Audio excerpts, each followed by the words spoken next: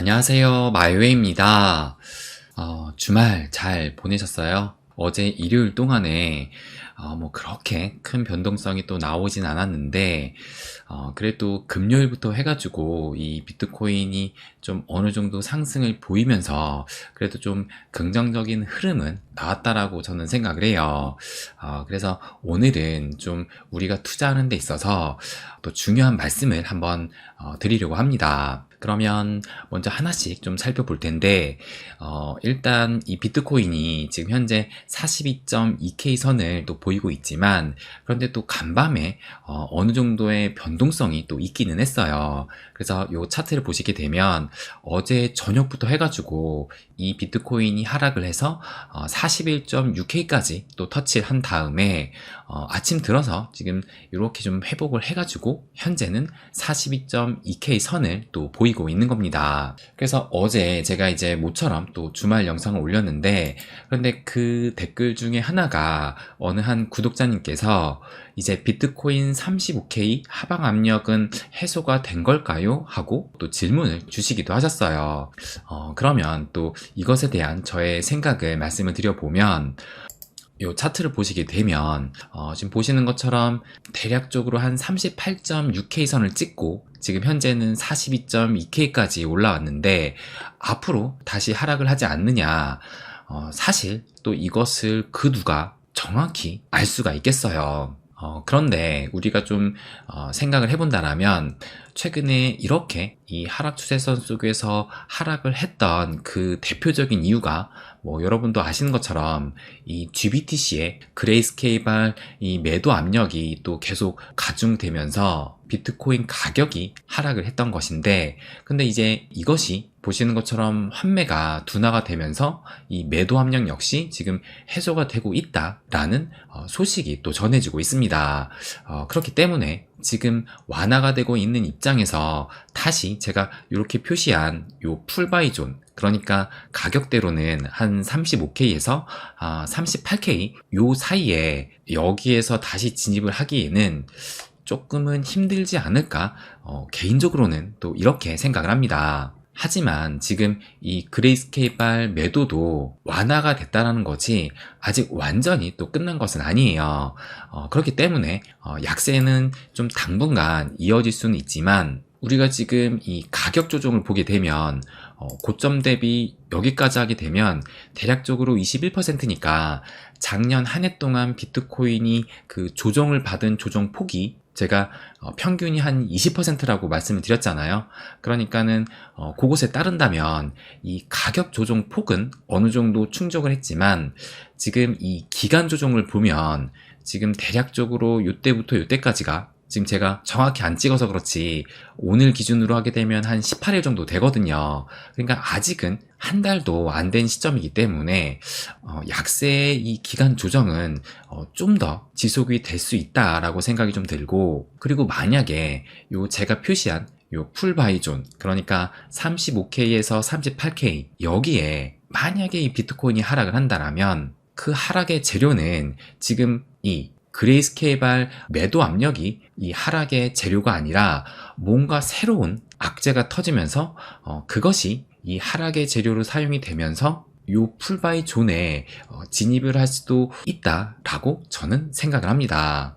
그러니까 또 다른 악재는 어떤 것이 터질지는 모르잖아요. 그래서 현재 시점으로 볼 때 단순히 그레이스케이발 이 매도세만 보면 여기에서 다시 좀 하방으로 크게 꺾이기에는 이제는 좀 힘들지 않을까, 저는 그렇게 또 생각을 합니다.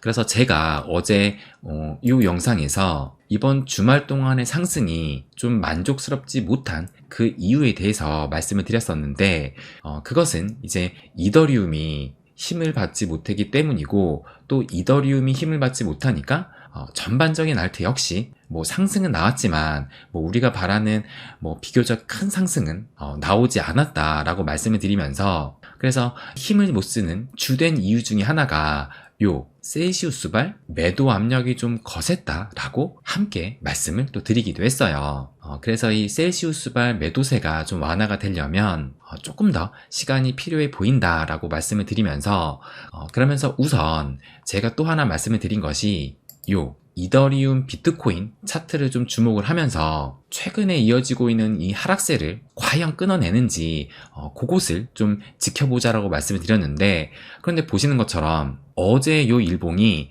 어제 제가 영상에서 말씀을 드렸을 때만 해도 요게 양봉에 플러스를 좀 보이고 있었는데, 결국에 또 간밤에 좀 더 하락을 하면서 보시는 것처럼 음봉으로 또 마감을 한 것을 알 수가 있고, 그래서 결국에는 이렇게 9일 연속 또 하락을 하고 있는 것을 알 수가 있어요. 그래서 지금 또 오늘 것도 음봉을 보이고 있는데, 오늘마저 하락을 하게 되면 이제는 10일 연속 이 하락세를 지속을 또 하게 되는 겁니다. 그래서 여전히 지금 이 이더리움 같은 경우는 매도 압력이 또 완전히 해소가 되지 않았기 때문에 큰 힘을 받지 못하고 있는 중이다 라는 것을 또 알 수가 있어요.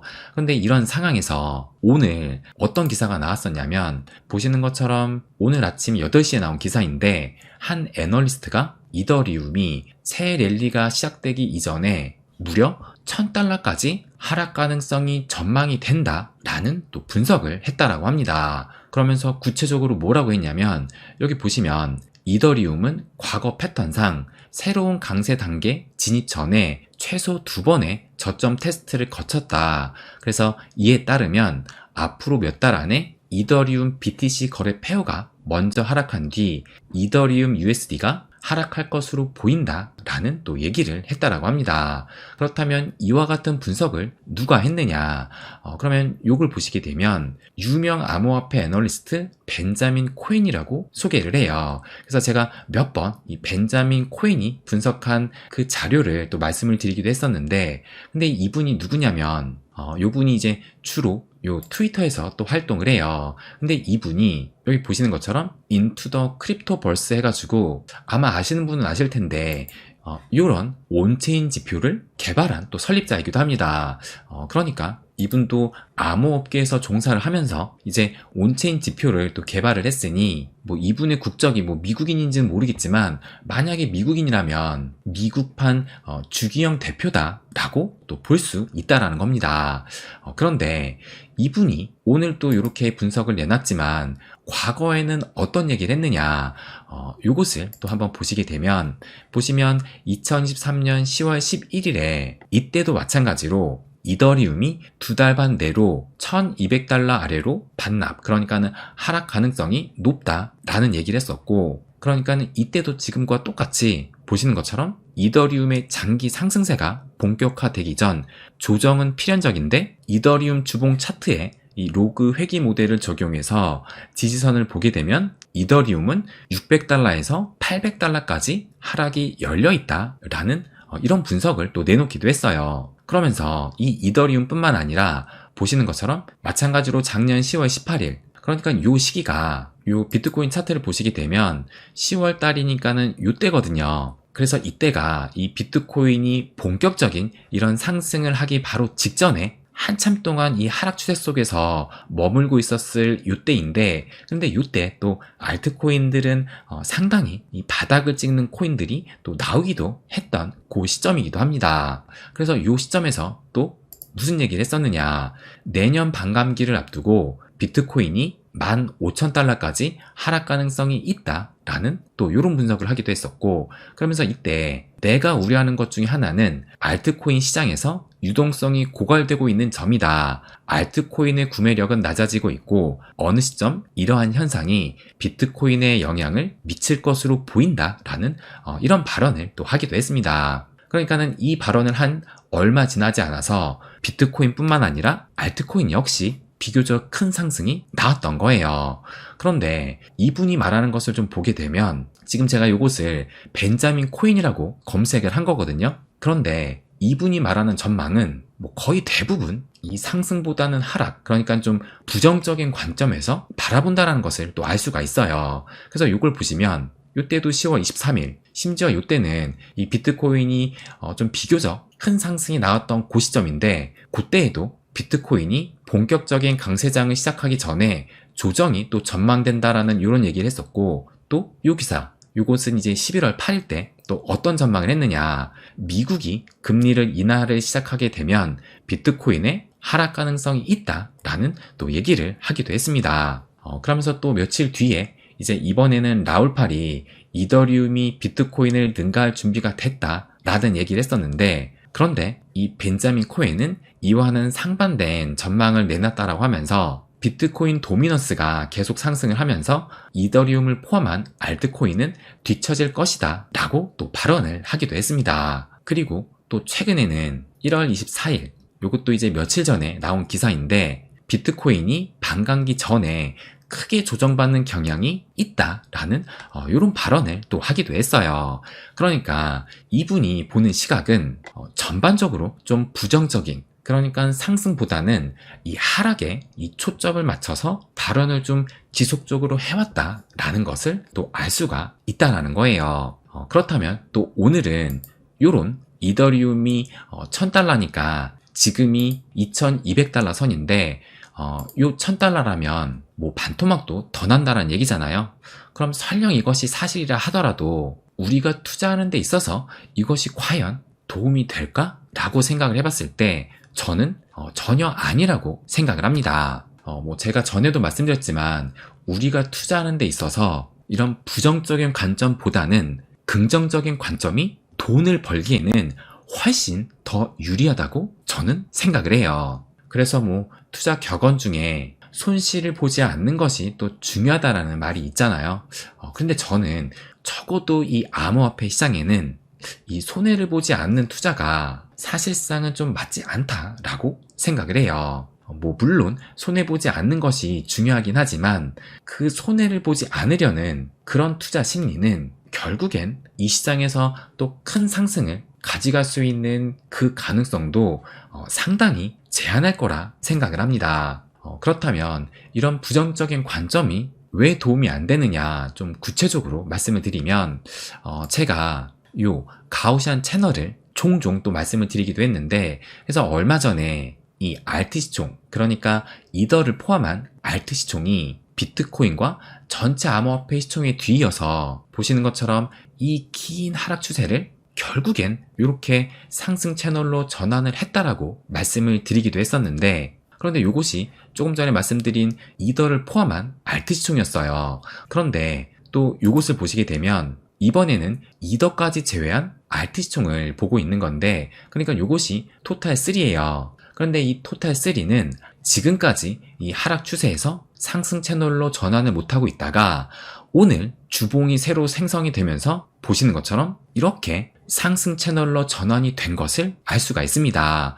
그러니까 드디어 이 토탈2, 토탈3까지 모두 다 이 하락 추세에서 상승 채널로 전환이 됐다라는 거예요. 그렇다면 과거 사이클에서 이 상승 채널로 전환이 된 후 얼마나 상승을 했느냐, 그것을 한번 체크를 해보면, 그러면 요때니까 대략적으로 요때부터 최고점까지 얼마나 상승을 했는지 한번 체크를 해보면 보시는 것처럼 1339%, 그러니까 이게 뭐 대략적으로 지금 본 거니까 약 1300% 정도 상승을 했다라는 것을 알 수가 있고, 그렇다면 이번에도 이제서야 이 상승 채널로 전환이 됐기 때문에 지금부터 준비만 잘한다라면 이때와 마찬가지로 우리가 10배 이상의 상승은 충분히 또 기대를 해볼 수 있다라고 저는 생각을 합니다. 그러니까 이것은 토탈3니까 이더를 제외한 알트코인을 또 의미를 하는 거예요. 그러니까 우리가 이 비트와 이더가 아니더라도 지금 시점에서는 다가오는 상승장만 잘만 준비하면 10배의 상승도 충분히 기대해 볼 수 있다라는 거예요. 다시 한번 이 기사를 보여드리면, 만약에 설령 이것이 사실이다 하더라도 그렇다면 $2200에서 $1000까지 하락을 하니까 그 손실률이 뭐 거의 반토막 정도, 그러니까 뭐 50에서 60% 정도 하락을 하게 되는 건데, 그렇다면 하방은 마이너스 50%지만 그런데 상방을 보게 되면 조금 전에 보신 것처럼 1300%, 그러니까 이 상방은 10배가 넘게 열려있다는 겁니다. 그러니까 우리가 하방의 반토막에 초점을 맞추느냐 아니면 상방의 10배에 초점을 맞추느냐에 따라서 우리의 투자 전략이 완전히 달라질 수 있는 것이고, 또 그것에 따른 나의 투자 수익 또한 극명히 달라질 수가 있다라는 거예요. 그리고 또 하나 중요한 것이, 지금 이분도 지속적으로 부정적인 얘기를 해왔지만 근데 이 사람의 전제도 뭐냐면 여기 보시는 것처럼 이더리움의 장기 상승세가 본격화되기 전에 조정은 필연적이다. 그러니까 결국에는 이 장기적인 상승세가 온다라는 것을 전제로 깔고 그 전에 이 조정을 말하고 있다라는 겁니다. 그러니까 우리는 설령 이런 기사를 본다 하더라도 이런 부정적인 관점에 초점을 맞출 것이 아니라 결국 이에 대한 전제도 장기 상승장을 또 바라보고 있잖아요. 그러면 우리는 이 긍정적인 관점에서 이런 하방이 아닌 이런 상방에 집중을 하고 초점을 맞춰서 이 큰 그림을 보고 가야 한다는 것을 또 강조해서 또 말씀을 드리고 싶은 겁니다. 그래서 제가 회원님께는 늘 좀 강조해서 말씀을 드리지만 부정적인 관점보다 이 긍정적인 관점이 적어도 이 암호화폐 시장에는 훨씬 좀 필요하다라고 말씀을 또 드리고 있어요.